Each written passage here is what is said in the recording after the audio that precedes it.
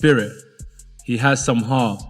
He tried his best, and I take my hat off to him because, number one, a lot of fighters haven't got in the ring with me, and Jake did. And secondly, even when he got knocked down, he kept on trying to. I wish that I could have knocked him out. When you really sit back and look at this fight, it doesn't feel normal. And that's exactly where the conspiracy brain starts warming up. Something about it just feels off.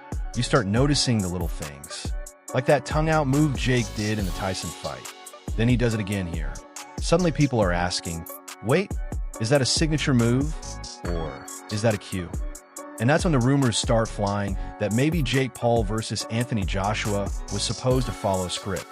And look, I get why people think that. Netflix doesn't do short stories. They do seasons, slow burns, episode arcs, cliffhangers. That, are you still watching? Energy. Rounds with Jake Paul. How do you feel about that? I deserve it. Why? Come on. Because, like, we're elite fighters. Like, so I put myself in the shoes of a coach. If I was coaching Anthony Joshua and he went 6 rounds with Jake Paul, I would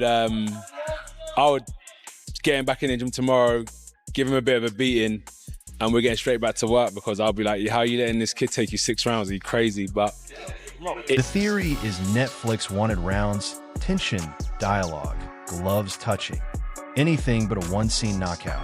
Maybe that worked before, because if we're being honest, Tyson felt like he followed the plan. Joshua is a different guy, different mindset. AJ doesn't stream. He doesn't binge. He clocks in, does the job, and clocks out. So if there was a script, Joshua read it once, nodded politely, and threw it in the bin. Because the moment AJ stopped pacing and started punching, the entire production got canceled. No season finale, no dramatic build-up, just a hard right hand, and the pretty boy's jaw taking an unscheduled vacation south. The party, I have to be honest, the vibes are way more chill than I thought. He's doing great. How are you feeling?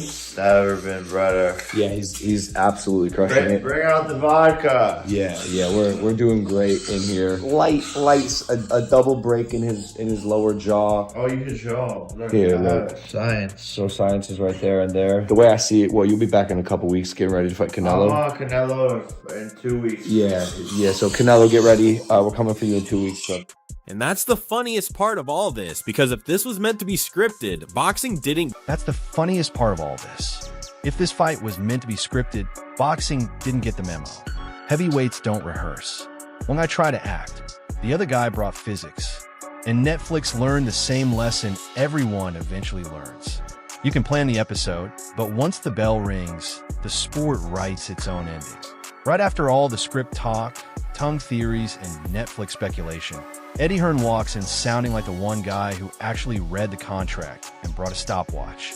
I'm listening to him thinking, yeah, this is the most grounded energy we've had all night. Eddie basically says, everyone relax. AJ wasn't chasing a highlight reel. He was doing grown man boxing. He admits they thought Joshua might end it quicker, but those extra rounds weren't a conspiracy. They were experience minutes. And AJ... on this. It was an entertainment product designed to get Netflix But last week you said it wasn't scripted.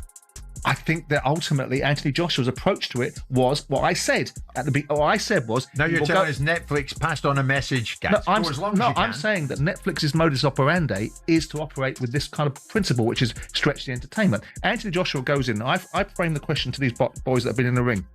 Could he go in there on an aroused mindset because he knows what he's dealing with? No. He goes in as a killer. He went in there with a mindset, knowing what he was dealing with, and took his time and had no reason to. They took them without panicking. What I respect is how fair Eddie is about Jake.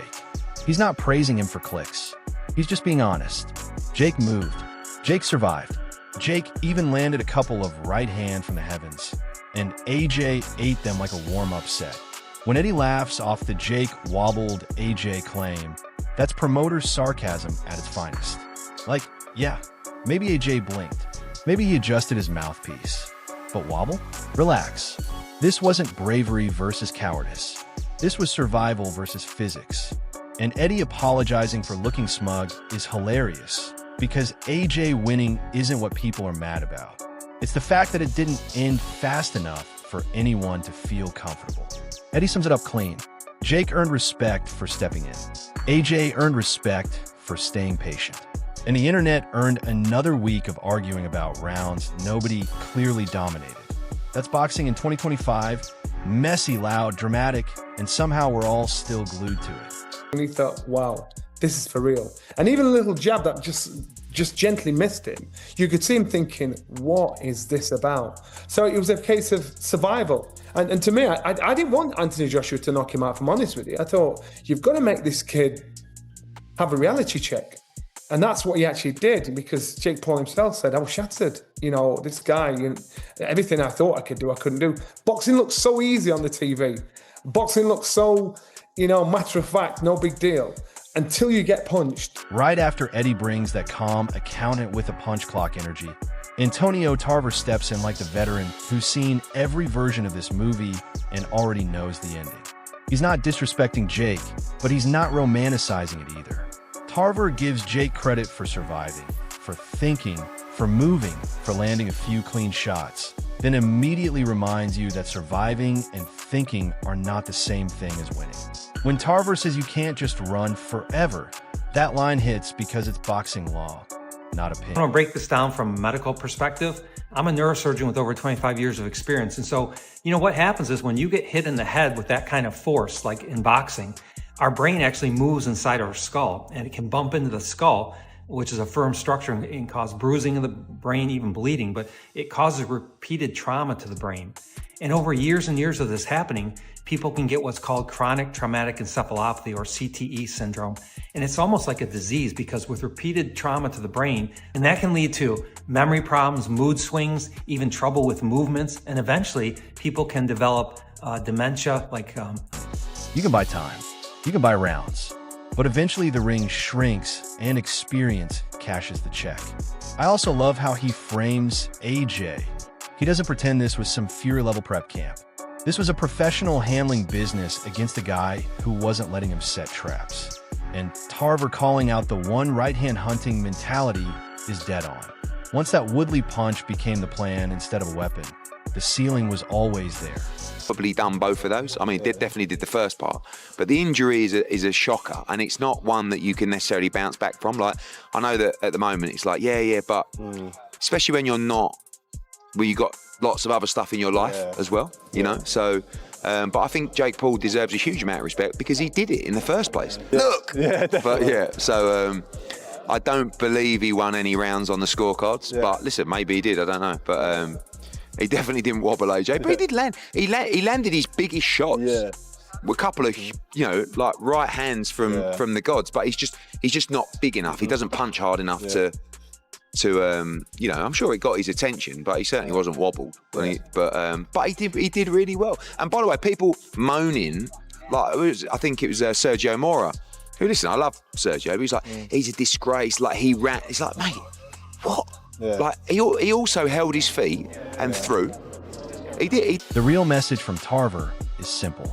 If Jake wants a real movie, we all know what that next fight looks like. And if he can't get past that level, it's time for honest conversations. No hot, no clowning, just grown man boxing logic. That's why this hits different. Tarver isn't yelling, he's diagnosing. Jake improved. I stayed disciplined. And the gap wasn't effort.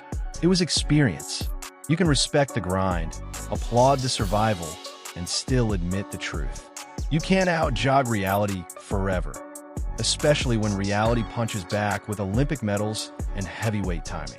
Then Frank Warren strolls in, sounding like a man who's been running the sport so long he doesn't even need notes. This is calm, surgical honesty built on decades of watching hype meet growth. There was a distance between experience, and that's just what we saw tonight.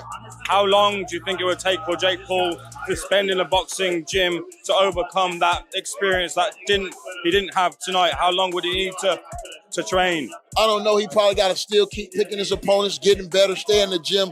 But like I said, bro, when I looked at tonight, AJ was a huge fight. But if they want to really shoot a movie, bro, it's Antonio Tarver and Jake Paul, and I know the whole world knows. Every single time. He gives Jake credit for being brave, smart early, landing a few shots, even nicking rounds.